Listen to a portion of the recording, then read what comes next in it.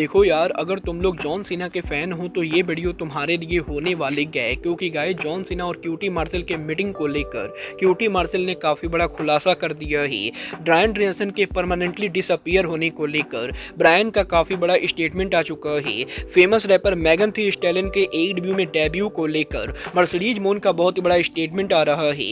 AEW के अगले साल का ऑल इन लंदन में क्यों नहीं होगा, इसको लेकर भी काफ़ी बड़ा खुलासा हो चुका है। तो गाइस चलिए बिना किसी देरी के शुरू करते हैं इस वीडियो को। और गाइस सबसे पहले बात करेंगे अमेरिकन ड्रैगन ब्रायन डेनियल्सन की।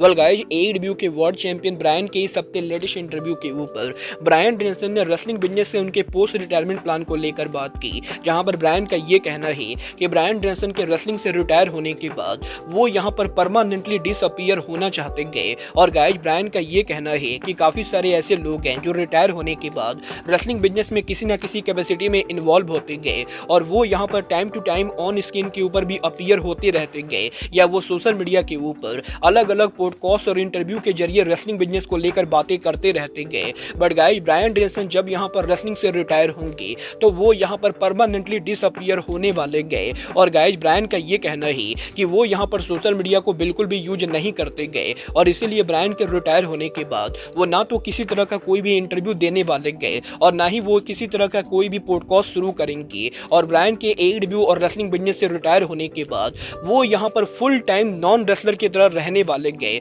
जहाँ पर वो पूरा टाइम उनकी फैमिली के साथ बिताएंगे और उन्हें यहाँ पर दूर दूर तक रेसलिंग बिजनेस से कोई भी लेना देना नहीं गए। मतलब ये तो आने वाला टाइम बताएगा कि ब्रायन के फुल टाइम रिटायरमेंट के बाद वो रेसलिंग बिजनेस के अंदर दोबारा कभी रिटर्न करते हैं या नहीं। बट गाइस चलिए फिलहाल आगे बढ़ते और बात करते हैं AEW के न्यूएस्ट साइनिंग रिको सेट की। गाइस यहाँ पर रिको सेट के AEW पर डेब्यू करने के बाद अब AEW के लेजेंडरी कमेंटेटर जिम रॉस ने रिको सेट के फ्यूचर को लेकर बात की, जहां पर जिम रॉस का ये कहना है कि रिको सेट के वो यहां पर काफी बड़े फैन थे। बट गाइस सेम टाइम पर जिम रॉस ये बिलीव करते गए कि AEW कंपनी को रिको सेट को बहुत ही संभाल कर यूज करना पड़ेगा, क्योंकि रिको सेट AEW में जिस तरीके से काम करेंगे वो यहाँ पर AEW के अंदर पॉसिबली प्रॉब्लम क्रिएट कर सकता है। और गाइस यहाँ पर जिम रॉस का ये कहना है कि रिको सेट का जो रेसलिंग स्टाइल है उस स्टाइल के AEW के अंदर ऑलरेडी 20 से ज्यादा रेसलर पड़े हुए हैं। और गाइस क्योंकि AEW के अंदर मेनली यहाँ पर हाई फ्लायर टाइप के रेसलर काम करते गए, तो इसीलिए रिको सेट की हाई फ्लाइंग मूव्स AEW के अंदर कोई ज़्यादा एक्स्ट्रा ऑर्डिनरी चीज़ नहीं होने वाले गए। और इसीलिए अगर यहाँ पर AEW को रिको सेट को बड़ा स्टार बनाना है तो AEW को ये मेक श्योर करना पड़ेगा कि रिको सेट AEW के अंदर किसी भी एरे गैरे मैच के अंदर ज़्यादा हाई फ्लाइंग मूव ना करे, और रिको सेट AEW के अंदर बेटर हाई फ्लाइंग मूव तभी करे जब AEW के अंदर कोई इंपॉर्टेंट मैच हो। और गाइस जिम रॉस ये बिलीव करते गए कि AEW कंपनी अगर यहाँ पर रिको सेट को कम मैचेज में बुक करती गए तो इनडायरेक्टली ये रिको सेट को बेनिफिट देने वाला है। वेल मैं यहाँ पर जिम रॉस की बात से पूरी तरह से एग्री करता हूँ, और मुझे भी लगता है कि रिको सेट को AEW के अंदर ज़्यादा फालतू मैचेज के अंदर कम्पीट नहीं करना चाहिए। बट गाइज चलिए फिलहाल आगे बढ़ते हैं और बात करते हैं AEW के TBS चैंपियन मर्सिडीज मोन की। गाइज यहाँ पर इस हफ्ते मर्सिडीज मोन के लेटेस्ट इंटरव्यू के ऊपर मर्सिडीज मोन ने AEW के अंदर फेमस रैपर मेगन थी स्टैलिन के डेब्यू को लेकर बात की, जहाँ पर मर्सिडीज मोन का ये कहना है कि रेसलिंग बिजनेस के बाहर म्यूजिक इंडस्ट्री के अंदर मर्सिडीज मोन की काफ़ी ज़्यादा पहचान है, और मर्सिडीज मोन रेसलिंग बिजनेस के बाहर म्यूजिक इंडस्ट्री के अंदर काफ़ी सारे पॉपुलर सिंगर और रैपर को जानती गए। और मर्सिडीज मोन पर्सनली ये चाहती गए कि म्यूजिक इंडस्ट्री की फेमस रैपर मेगन थी स्टैलिन AEW के ऊपर डेब्यू करे। और मर्सिडीज मोन और मेगन के काफ़ी करीबी दोस्त होने की वजह से मर्सिडीज मोन करेंटली यहाँ पर ऑलरेडी मेगन से AEW पर डेब्यू करने को लेकर बातें भी कर रही है। और मर्सिडीज मोन ये मेक श्योर करेंगी कि एक न एक दिन रेसलिंग फैंस को फेमस रैपर मेगन थी स्टैलिन AEW के रिंग में देखने को मिलेंगी। वेल गाइस डेफिनेटली यहाँ पर मेगन थी स्टैलिन का AEW के शो पर आना AEW कंपनी को काफ़ी ज़्यादा बज दे सकता है। वेल देखना बहुत ही दिलचस्प होने वाला है कि क्या सच में मर्सिडीज मोन मेगन थी स्टैलिन को AEW के ऊपर लाती है या नहीं। बट गाइज चलिए फिलहाल आगे बढ़ते हैं और बात करते हैं AEW के टीवी डील की। वेल गाइज बात करें अगर यहाँ पर AEW के टीवी डील की, तो गाइज ये बात तो हम सभी लोगों को मालूम है, करंटली यहाँ पर AEW और वार्नर मीडिया के बीच में टीवी डील को लेकर नेगोशिएशन चल रहा है। और यहीं टोनी खान के लेटेस्ट इंटरव्यू के ऊपर टोनी खान ने AEW के करंट टीवी डील सिचुएशन को लेकर बात की, जहाँ पर टोनी खान का ये कहना है कि अब भी यहाँ पर वार्नर मीडिया और AEW कंपनी नेगोशिएट कर कर रही गए। और AEW और WBD का ये टीवी डील है, ये यहाँ पर बहुत ही ज़्यादा कॉम्प्लेक्स चीज़ है, क्योंकि इस डील के अंदर AEW कंपनी यहाँ पर सेवरल सब डील को नेगोशिएट कर रही है, जिसके अंदर AEW के टीवी डील लाइब्रेरी और AEW के पेपर व्यू शामिल है। और इसी रीजन की वजह से AEW के इस टीवी डील के अंदर इतना ज़्यादा टाइम लग रहा है। और अभी यहाँ पर टोनी खान इस चीज़ को लेकर क्लियर नहीं गए कि AEW का ये टीवी डील कब फाइनलाइज होगा। But guys, Tony Khan fans को ये प्रॉमिस कर सकते गए कि एक बार जब ये AEW का टीवी डील फाइनलाइज होगा, AEW company one of the most successful company बनने वाली गए। मतलब ये तो आने वाला टाइम बताएगा कि AEW का ये टीवी डील कब फाइनलाइज होता है।